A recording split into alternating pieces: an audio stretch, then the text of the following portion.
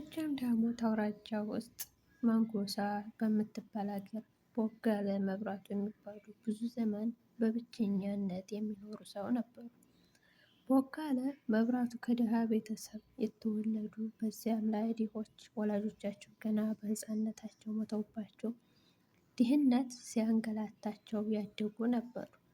ትንሽ ከፍ እንዳሉ መጀመሪያ የፍየልና የጥጃ እረኝነት እየተቀጠሩ በኋላም እጃቸው እርፍ በመጨበጥ ያክል መበርታት ሲጀምር ግብርና እንደተቀጠሩ ይኖሩ ነበር። በዚህም ሁኔታ እኩል እድሜያቸው ካሳለፉና የምሽት ማግባት ፍላጎታቸው እየቀነሰ ከሄደ በኋላ በጎልማሳነታቸው ጉልበታቸው ወዲያውኑ ጤናማ በመሆናቸው ረዳት ሳይፈልጉ ራሳቸውን ረድተው ለመኖር ቢችሉም ምሽት ካላገቡ እድሜያቸው እየገፋ ለአቅማቸው እየቀነሰ ሲሄድ ረዳት እንደሚያጡ መሆናቸውን ወዳጆቻቸውን አጥብቀው ስለመከሯቸው ከዚያም በማንኩሳ ውድነሽ በጣሙ የሚባሉ ሴት አገቡ። ወይዘሮ ውድነሽ ሶስት ባሎች በተራ አግብተው ሶስቱም ስለሞቱባቸው ባል ፈርቷቸው እሳቸውም እድላቸውን ፈርተው ባል እንደማይመጣላቸው ተስፋ ቆርጠው ቢመጣም እንዳያገቡ ወስነው ተቀምጠው ነበር። በኋላም ቦጋለ መብራቱ የወይዘሮሽ ውድነሽን የንስሐ አባት በቄስ ታምሩ አማላጅ ልከው የብዙ ደጅ ጥናት አገቧቸው። ስሙ አመት ውድነሽ አሉ። ቄስ ታምሩ አንድ ቀን ከዛሬ በፊት ባሎቻቸውን ሲያገቡ ለአንዳቸውም ለአማላጅ ሆኜ እንዳልመጣው እርስዎ ያውቃሉ። አሁን ግን በግድ የሚያስፈልግ ስለመሰለኝ ነው አማላጅ ሆኜ የመጣሁት። በውጭ የሚወራው በእርስዎ ጆሮ አይሰማም። ሴት ብቻዋን ከተቀመጠች ትደፈራለች። ባትደፈርም አልተደፈረችም አይባልም።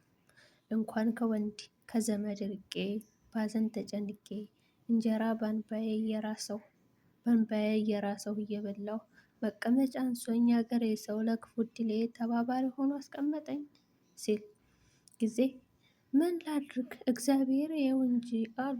አመት ውድነሽ ራሳቸውን በእግዚአብሔር ወዳለበት ወደ ላይ ቀና አድርገው ልቦ የተጫነውን ከባድ ሐዘን በትዕግስትና በንጽህና ተሸክመው መኖራቸው ከእርስዎና ከእግዚአብሔር በቀር ማን ያውቅልዎታል?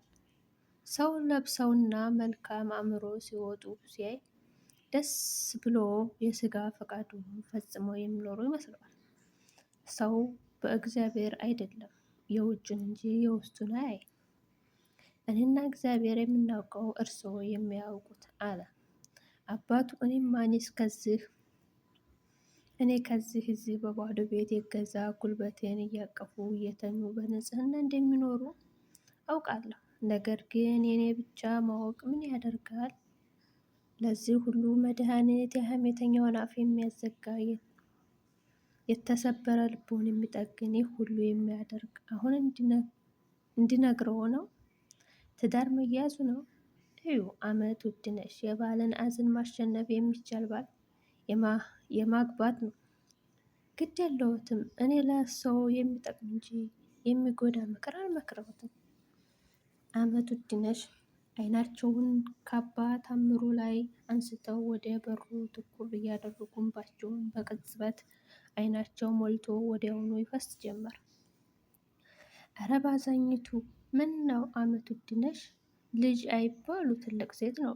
ታዲያ ሰው ችግር ሲገጥመው ከዘመድ ከወዳጅ ተመካክሮ የሚበጀውን ያደርጋል እንጂ እንዴ ትንሽ ልጅ ችግሩን እያሰበ ሲያለቅስ ይኖራል እንዴ? እንደዚህ ከሆነማ እንኳን ለምክር ለሰላምታም እደጆ መድረሱን እተወዋለሁ አሉ አባ ታምሩ። ይቅር ይበሉኝ አባ፣ ይቅር ይበሉኝ ሆድ ብሶኝ ነው።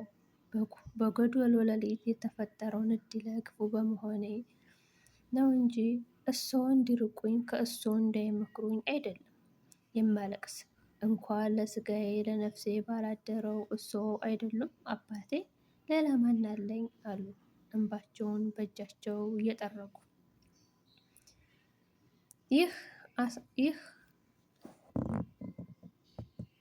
ይህ ኃላፊነቴ ከብዶኝ ይህ ኃላፊነቴ ከብዶኝማ ነው በየቀኑ እየመጣ የምጨቀጭቀው።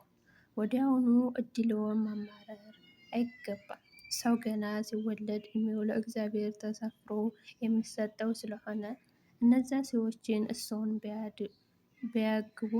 ባያገቡም እግዚአብሔር የተወሰነላቸውን እድሜ ሲያልቅ መሞታቸው አይቀርም ነበር።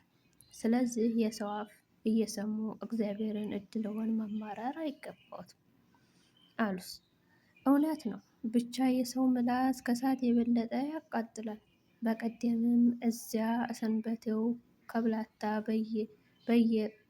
በየነ ባለቤት ጋር በአንዳንድ ትንሽ ነገር ተከራክረን የምትረታ ስትሆን ጊዜ ቶሎ ብላ እኔን ስትነካኝ የሚያሳምመኝና የሚያሳፍረኝን ቁስል ፈልጋ አንቺ ባሎችሽን የፈጀሽ የባል በሽታ ብላ በተሰበሰበ ሰው ፊት እሳቸውን እያዩ ሰደበች አሉና አመት ውድነሽ ያለት ሰው ሁሉ እሳቸውን እያዩ የሳቀውና ያሽሟጠጠው ታያቸው እንደገና እንባቸውን ባይናቸው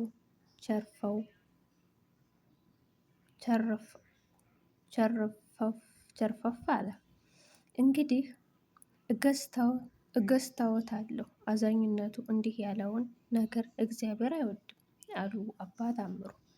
የአመት ውድነሽ አይን እንደገና እንባ ሲሞላ ስላዩ እንደመቆጣት ብለው ጭራቸውን ከቀኝ ወደ ግራ ሸር እያደረጉና የአይን ጅማታቸውን መከፋት አላልተው እንባ አላቆም ብሎ ነው እንጂ ለማልቀስ ፈልጌ አይምሰለው። እባክዎ ይቅር በሉኝ አባቴ አሉ። አመት ውድነሽ እንደገና አይናቸውን እየጠረጉ ለዚህ ሁሉ መድኃኒትህ ስነግረው የሰነበተሁት ነው። እኒህ ሰው ያግቡ፣ ከዚያ የተሻለ ምክር አልመክሮትም። የሞተ እንደሆንስ እኔ መቼም ሳፍር ስሰቃይ ኖሬ እንዳልፍ ፈርዶብኛል። በሱ ላይ ለምን የሞት ፍርድ ላስፈርድብዎት? ወይ የመንኩሳው አባቴ እንዴት አድርጌ ልንገረው? ሰው እግዚአብሔር የወሰነለት እድሜ ካላለቀ አይሞትም። መጽሐፍ የሚለውም ይህ ነው ብዬ አልነግረዎትም። መጽሐፉ ባል የሚሞትባት ሴት እስከ ስንት ጊዜ እንድታገባ ይፈቀዳል? ይህ ጊዜ አባ ታምሩ ስም ተውት። የሚያውቁት ጥያቄ ስለመጣባቸው አሳሰባቸው። እንዴ መሸበር ግንባራቸውን ትንሽ እንደማውዛት አለና ወዲያውኑ ጭራቸውን ዘቅዝቀው አገጫቸውን በጭራው ቀንድ ደገፍ አድርገው አይናቸውን ወደ ጣራው ትኩር አደረጉ። መልሱ ጣራው ላይ እንደተጻፈ ሁሉ እንዲህ አንጋጠው ትንሽ ከቆዩ በኋላ ቀስ አድርገው የጭራውን ቀንድ ካገጫቸው ስር አስወገዱና አይኖቻቸውን ወደ አመት ውድነሽ መለስ አድርገው መጽሐፉ አይወስነውም እንግዲህ ካልወሰነ ከአራተኛ በላይ እንኳን አስረኛውን እንኳን ለማግባት ትችላለች ማለት ነው አሉ አባ ታምሮ አፋቸው እየፈራ። አስረኛ አሉ አመት ውድነሽ አይናቸውን በጥፍ ካፈቱ አወጥተው። አይ 10 ስል እኮ አለመወሰኑን ለማስረዳት የተናገርኩት ያነጋገር ዘዴ ነው እንጂ መጽሐፉ የተጻፈበት ጊዜያትም ቢሆን ወይም ከዚያ ወዲህ 9 ባሎች ሞተውባት 10ኛ ያገባች ሴት ኖራ አይደለም። ወደፊትም እንዲህ ያለ እንደማይደርስ የታወቀ ነው። ብቻ ያለ ነገር ቢደርስ መጽሐፍ አይከለክለውም ለማለት ነው። ነገር ግን ይህ በሌላ ሰው የሚነገር አይደለም። እንደ ራስዎ በስሙና በእኔ መካከል የሚቀር ነው አሉ አባ ታምሩ ፊታቸውን ኮስተር አድርገው። ለወይዘሮ ውድነሽ የተናገሩት የእውነት መሆኑን ራሳቸው በእርግጠኛ ስላልነበሩ ሰግተው ምነው አባቴ በእኔና በሰው መካከል የሚነገር ሁሉ ቁርባን መሆኑ ቀረ? አይ እንዲያው ማስጠንቀቅ አይከፋም ብዬ ነው አሉ። ይህ ግድ የለም እስቲ አንድ ነገር ልጠይቀው አባቴ መቼም ከተነጋገርነው ሁሉ አይበልጥም። መጀመሪያ ይህ ነገር ሲያነሱልኝ ጀምሮ እስከዛሬ አሰቤ የሚከነውን ልረዳው አልቻልኩም አሉና አመት ውድነሽ ትንሽ እንደማፈር ብሎ አፋቸው ሲፈራ አዩና አባ ታምሩ ሀሳቦ የከነከነው ምንድን ነው አሉ። አያ ቦጋለ የደረሰብኝንና የሰው የሚለውን ሁሉ እዚህ ተቀምጦ እያወቀ ላግባ ብሎ መጠየቁ ማዘኔን ስለተረዳ ደስ ላሰኛት ልጽደቅባት ብሎ ነው ወይስ ምንድን ነው? አይደለም ደስ አሰኝታቸው ነው። አይደለም ደስ አሰኝቻት ደስ ታሰኛለች ብለው ነው እንጂ ልጠቅባት ብለው አይደለም አሉ አባ ታምሩ። እንዴት? እርስዎ ባሎቹ በሞታቸው ምክንያት እሳቸው በሌላ ልዩ ምክንያት ብቸኛነትን የሚያስከትለውን መከፋት ደህና አድርጋቸው ያውቃቸው ስለመሆናቸው ሁለታቸውም ብትገናኙ ተስማምታችሁ እንደምትኖሩ በማመን አይቦጋለ ቆዳቸው ሞኝ ቢመስል የዋዛ ሰው አይደሉም፣ ውስጡ መሰሪ ናቸው አሉ አባ ታምሩ።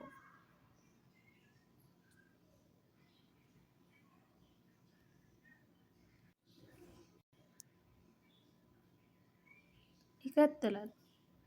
ከዚህ ቀጥሎ ምን እንደሚያስቀጥ ይቀጥል የምትሉ ሸር ላይክ ኮፕሊክ አድርጉ።